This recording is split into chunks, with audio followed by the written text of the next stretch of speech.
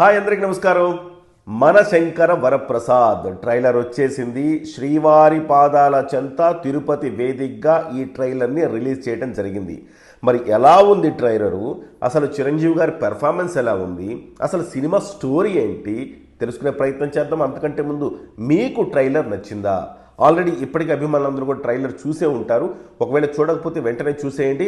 అయితే ట్రైలర్లో మీకు నచ్చిన అంశాలు ఏంటి దయచేసి కామెంట్ రూపంలో తెలియచేయండి. సో నా రివ్యూ అయితే ఇచ్చేస్తాను ట్రైలర్కి సంబంధించి. ట్రైలరు 2 నిమిషాల 40 సెకండ్ల పాటు ఉంది ట్రైలర్. ఒక విందు భోజనం అంటారు కదా, అలాంటి విందు భోజనం సంక్రాంతికి మనం తినబోతున్నాం అనేది మనకైతే చాలా స్పష్టంగా అర్థమైంది. అయితే ఇక్కడ ఒక స్టోరీ లైన్ కూడా స్పష్టంగా చెప్పేశాడు అనిల్ రావిపూడి అని చెప్పాలి. స్టోరీ లైన్ ఏంటంటే, రా ఏజెంట్గా చిరంజీవి గారి పాత్ర ఉంది. ఆయన రా ఏజెంట్గా ఉంటూ నేషనల్ సెక్యూరిటీ అడ్వైజర్గా ఆయన పాత్ర ఉంది.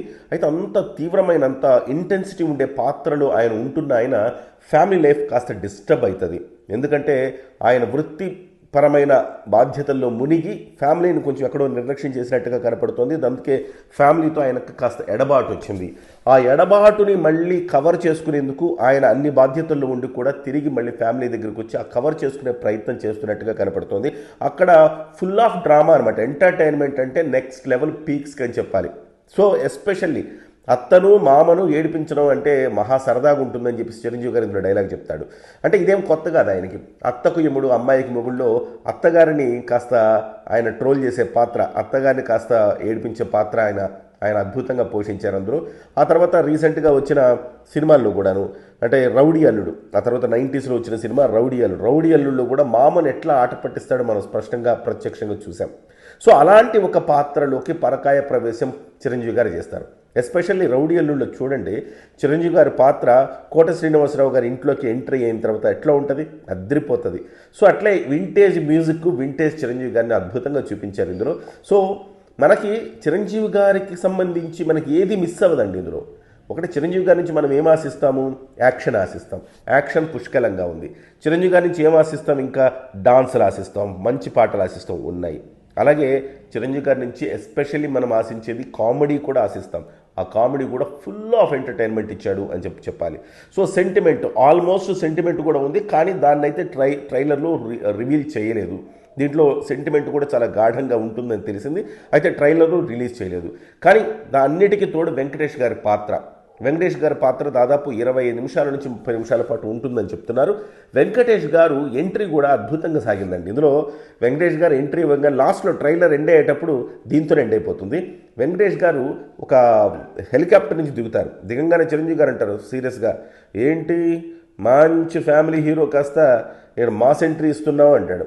అనగానే, మీరు మంచి మాస్కే బాస్లా ఉంటారు మరి మీరు ఫ్యామిలీ జోనర్లోకి రాలేదా అంటాడు. అనే డైలాగులు ఉంటాయన్నమాట అక్కడ. సో అక్కడి నుంచి చూస్తే కనుక వాళ్ళిద్దరి హంగామా మామూలుగా ఉండదనిపిస్తోంది. సో ఒక రేంజ్లో చెప్పాలంటే ఎస్పెషల్లీ నయనతార చిరంజీవి గారి కెమిస్ట్రీ కూడా అదిరిపోయిందండి. చాలా బాగుంది. ఎస్పెషల్లీ ఆమెకు, అంటే ఒక భార్యకు ఏ స్థాయి వ్యక్తి అయినా కానీ భార్యకు విధేయుడై ఉండాలి. అంటే ఒక ఫ్యామిలీ బంధాన్ని మనము నిలబెట్టుకోవాలంటే కొంచెం తగ్గాలి. ఎక్కడ నెగ్గాలో ఎక్కడ తగ్గాలో తెలిసిన వాడే కదా హీరో. సో అట్లా తగ్గాల్సిన పరిస్థితుల్లో చిరంజీవి గారు చేసిన యాక్షన్ చూసారా, అద్రిపోద్ది. నవ్వులు పూయించే థియేటర్ మాత్రం చప్పట్లతో మోగిపోద్దండి, ఇది మాత్రం ఖాయం. సో స్టార్టింగ్లో ఓపెనింగ్ చిరంజీవి గారిని ఒక అద్భుతమైన రా ఆఫీసర్గా చూపించబోతున్నారు. ఒక మంచి ఫైట్ సీను ఉండబోతుంది ఓపెనింగ్, నా అంచనా చెప్తా ఉన్నాను మీకు. సో ఆ తర్వాత అక్కడి నుంచి ఆయన తర్వాత ఫ్యామిలీ జోనర్లోకి వస్తాడు. ఫ్యామిలీ జోనర్లోకి వచ్చిన తర్వాత అద్భుతమైన ఎంటర్టైన్మెంట్ ఉంటుంది, మధ్యలో ఏదో ఒక సెంటిమెంట్ ఉంటుంది. ఆ సెంటిమెంట్ తర్వాత ఫైనల్గా వెంకటేష్ గారు ప్రవేశించడం సెకండ్ హాఫ్లో. ఆ తర్వాత వెంకటేష్ గారితో కొన్ని సీన్లు, అద్భుతమైన సీన్లు ఉంటాయి. ఆ తర్వాత ఆయన క్లైమాక్స్ ఫైటింగ్, అంటే ఒక ఉగ్రవాదులను తుదముట్టించే ప్రయత్నం, అంటే దేశ ద్రోహులకు సంబంధించి బుద్ధి చెప్పే ఒక సన్నివేశం లాస్ట్లో కూడా ఉండబోతోంది. అంటే ఆయన ఆల్మోస్ట్ ఫ్యామిలీతో ఉన్నా కానీ, ఫ్యామిలీని మళ్ళీ ప్యాచప్ చేసుకోవడానికి వచ్చినా కానీ ఇంటర్నల్గా ఆయన దేశద్రోహులకు సంబంధించిన ఆపరేషన్లోనే ఉంటారు. అది ఫైనల్గా చూపించబోతున్నారు. ఓవరాల్గా చిరంజీవి గారు అయితే అద్భుతమైన వింటేజ్ లుక్స్ అంటారు చూసారా, అబ్బా చిరంజీవి గారిని మళ్ళీ ఒక రౌడీ అల్లుళ్ళలోనూ వాటిలోనూ ఘరానా మొగుళ్ళలోనూ చూస్తాం చూసారా, అలాంటి లుక్ చిరంజీవి గారికి కనపడతా ఉంది. చూస్తుంటే ఐ ఫీస్ట్ అండి, మళ్ళీ చిరంజీవి గారిని భలే చూస్తున్నామని. ఎందుకంటే అండి ఈ మధ్యకాలంలో కొంచెం అభిమానుల్ని కొన్ని సినిమాలు నిరాశపరిచాయి. ఒక గాడ్ ఫాదర్ అనండి, సైరా అనండి, ఆచార్య అనండి. వాస్తవానికి గాడ్ ఫాదరు, సైరా లాంటి సినిమాలు చిరంజీవి గారి జోనర్ కాదు. కానీ చిరంజీవి గారిని పూర్తి స్థాయిలో అంటే మన ప్రేక్షకులు చిరంజీవి గారికి ఒక స్టైల్ ఆఫ్ యాక్షన్కి, లేకపోతే ఒక చిరంజీవి గారి స్టైల్కి అలవాటు పడిపోయారు. ఒక గాడ్ ఫాదరు, ఒక ఆచార్య, ఒక సైరా ఇలాంటివి కొంచెం నిరాశపరిచిన, ఖైదీ నెంబర్ 150 అలాగే వాల్తేరు వీరయ్య 2 మాత్రం అద్భుతంగా సక్సెస్ అయ్యాయి. అలాగే భోళా శంకర్ కూడా పోయింది.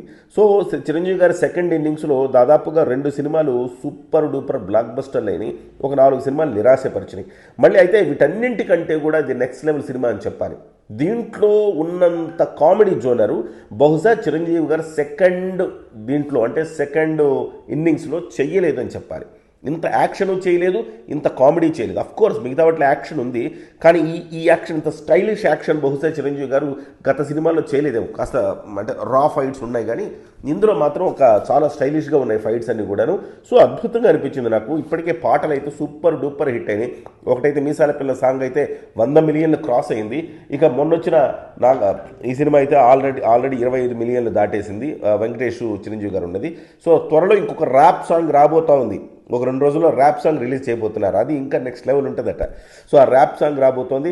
ఓవరాల్గా ఒక 4 పాటలు అయితే సూపర్ డూపర్ హిట్ పాటలు, 4 పాటలు ఉండబోతున్నాయి. సినిమా కూడా నెక్స్ట్ లెవెల్ ఉండబోతోంది.